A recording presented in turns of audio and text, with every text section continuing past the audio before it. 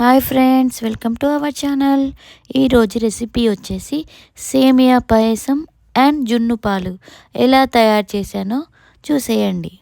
సేమియా చేయడం ఎవరికి రాదు, నువ్వు అది కూడా చెప్పాలా అనుకుంటున్నారా? సేమియా చేయడం అందరికీ వచ్చు, కానీ టేస్టీగా చేయడం కొందరికి మాత్రమే వచ్చు. వాళ్ళ కోసమే ఈ వీడియో. సేమియా పాయసం వేరే చేశాను, జున్ను పాలు వేరే చేశాను. సేమియా పాయసంలో చిక్కగా రావడానికి కొన్ని సగ్గుబియ్యం కూడా నానబెట్టి యాడ్ చేశాను. సగ్గుబియ్యం మన హెల్త్కి చాలా బెనిఫిట్స్ ఉన్నాయి, అందుకని యాడ్ చేశాను. ఎప్పుడైనా ఉపవాసాలు ఉన్నప్పుడు మధ్యాహ్నం టైంలో భోజనం చేసి ఈవినింగ్ టైంలో లైట్ ఫుడ్ కోసం ఈ సగ్గుబియ్యం సేమియాని ఎంచుకోవచ్చు. ఇప్పుడు తయారీ విధానం చూసేద్దాం. ముందుగా ఒక గిన్నెలో కొన్ని సగ్గుబియ్యాన్ని నానబెట్టాలి. గ్యాస్ మీద ఒక గిన్నె పెట్టుకొని అందులో పాలు పోసుకొని పాలు మరిగేంత వరకు వేడి చేసుకోవాలి. అందులో కొన్ని ఇలాచీలు వేసుకోవాలి. జీడిపప్పు, బాదం పప్పులు కూడా నేతిలో వేయించుకొని పక్కకు పెట్టుకోవాలి. జీడిపప్పు, బాదం పప్పు గోల్డెన్ కలర్ వచ్చే వరకు చూసుకోవాలి. నెక్స్ట్ అదే గిన్నెలో ఇంకా కొంచెం నెయ్యి వేసుకొని సేమియాను కూడా గోల్డెన్ కలర్ వచ్చేలాగా, వీడియోలో చూపిస్తున్న విధంగా వచ్చేలాగా ఫ్రై చేసుకోవాలి. గ్యాస్ సిమ్గా పెట్టి సేమియాను వేయించుకోవాలి. మరుగుతున్న పాలల్లో తగినంత షుగర్ని కూడా యాడ్ చేసుకోవాలి. మరుగుతున్న పాలల్లో మనం నానబెట్టుకున్న సగ్గుబియ్యాన్ని వేసి సగ్గుబియ్యం ఉడికేంత వరకు చూసుకోవాలి. ఈ సగ్గుబియ్యం ఉడికినదా లేదా అని తెలుసుకోవడం, వాటర్ బెలూన్ లాగా వస్తే అది ఉడికినదని చూసుకోవాలి. తరువాత మనం ముందుగా వేయించి పెట్టుకున్న సేమియాని కూడా ఆ పాలల్లో వేసి మంచిగా కలుపుకోవాలి. అందులో జీడిపప్పులు కూడా వేసేసుకోవాలి. బాదం పప్పులు, జీడిపప్పులు వేసుకున్నాక అన్నీ కలుపుకొని 20 మినిట్స్ చిన్నగా పెట్టి ఉడకనివ్వాలి. ఇలా చేస్తే మన సేమియా రెడీ అయిపోతుంది.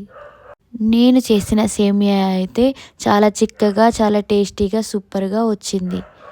నేను చేసిన సేమియా మీకు కనుక నచ్చినట్లయితే మీరు ట్రై చేసి ఎలాగొచ్చిందో కమెంట్ రూపంలో చెప్పండి. ఈ విధంగా చేయడం వల్ల చాలా టేస్టీగా వస్తుంది. మీరే చెప్తారు సూపర్ టేస్టీగా వచ్చింది అని. కొత్తగా వంట నేర్చుకునే వాళ్ళు ఈ సగ్గుబియ్యం సేమియా పాయసాన్ని చాలా ఈజీగా చేసుకోవచ్చు. చాలా టేస్టీగా వస్తుంది. ఎంతసేపు అయినా సేమియా గట్టిపడకుండా ఉండాలి అంటే ముందు సేమియాని కొన్ని వాటర్లో ఉడకబెట్టుకోవాలి. తర్వాత వేడి పాలల్లో కలుపుకొని చేయడం వల్ల సేమియా ఎంతసేపు అయినా గట్టిపడకుండా ఉంటుంది. మన టేస్టీ సేమియా రెడీ అయ్యేలోపు మా ఆయనైతే జున్ను పాలు తీసుకొచ్చాడు. ఇంకేం చేయను, సేమియాతో పాటు జున్ను పాలు కూడా తయారు చేసేసాను. ఏ క్వాంటిటీతో జున్ను పాలు తీసుకుంటామో అదే క్వాంటిటీలో మామూలు పాలను కూడా తీసుకోవాలి. అందులో తగినంత బెల్లాన్ని కూడా చితిపి అందులో వేసుకొని కరిగేలాగా కలుపుకుంటూ ఉండాలి. బెల్లాన్ని మెత్తగా దంచి పాలల్లో కలుపుకోవడం వల్ల చిన్న చిన్న పలుకులు లేకుండా ఉంటుంది. ఈ బెల్లం కలిపిన తర్వాత ఆ పాలని చాయ్ జల్లెడతో వడకట్టుకోవాలి. అప్పుడు ఉండలు లేకుండా ఉంటే మన బెల్లం కరిగిపోయినట్టే.